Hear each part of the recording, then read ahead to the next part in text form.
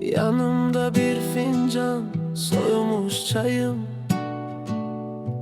yollara bakarak ötüp geçir günlerim ayım. Fəsilləri unuttum, ne kışım bellidir ne yayım. Haradasan sevgilim yetmir, sənə səsim arayım. Görəsən sən də mənim tək düşünürsən mi, üzülürsən mi? Görəsən sən də mənim tək geceleri gözlerinden gizli gizli yaş dökürsən mi?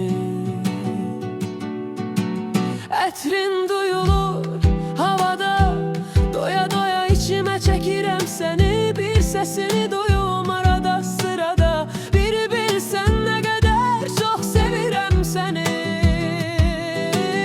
Ətrin duyulur havada, doya doya içime çəkirəm səni. Bir səsini duyum arada sırada, bir bilsən nə qədər çox sevirəm səni.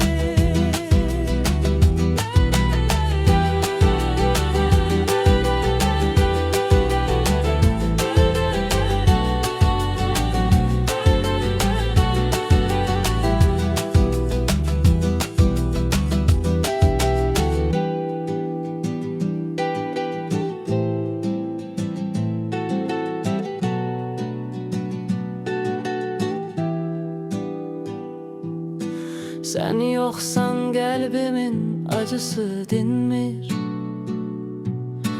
Ne yerdeyim ne göyde asla bilinmir.